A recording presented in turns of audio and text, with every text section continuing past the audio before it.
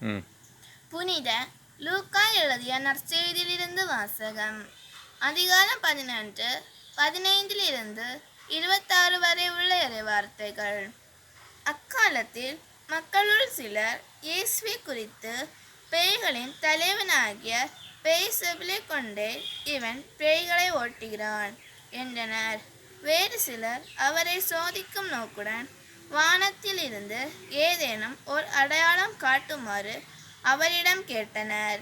இயேசு அவர்களுடைய சிந்தனைகளை அறிந்து அவர்களிடம் கூறியது: தனக்கெதிராக தானே பிளவுபடும் எந்த அரசும் பாழாய் போகும்.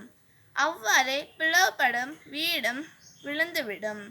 சாத்தானும் தனக்கெதிராக தானே பிளவுபட்டு போனால் அவனது அரசு எப்படி நிலைத்து நிற்கும்? பெயல்செபூலை கொண்டு நான் பேய்களை ஓட்டுகிறேன் என்றீர்களே.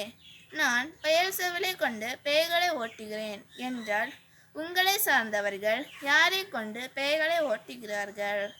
ஆகவே அவர்களே உங்கள் கூற்று தவறு என்பதற்கு சாட்சிகள்.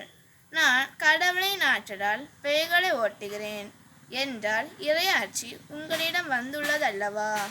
வலியவர் ஆயுதம் தாங்கி தம் அரண்மனையை காக்கிற போது அவருடைய உடைமைகள் பாதுகாப்பாக இருக்கும்.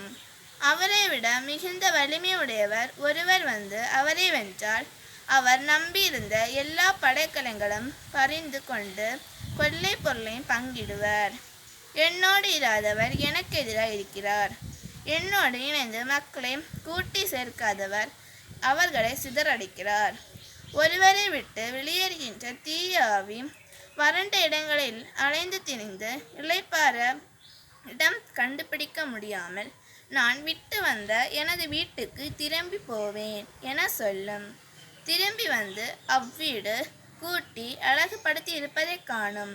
மீண்டும் சென்று தன்னை விட பொல்லாத வேறு 7 ஆவிகளை அழைத்து வந்து அவருக்குள் புகுந்து அங்கே குடியிருக்கும். அவருடைய பின்னிய நிலைமையை முன்னிய நிலைமையை விட கெட்டுள்ளதாகும். இது கிறிஸ்து வழங்கும் நற்செய்தி. கிறிஸ்துவே உமக்கு புகழ்.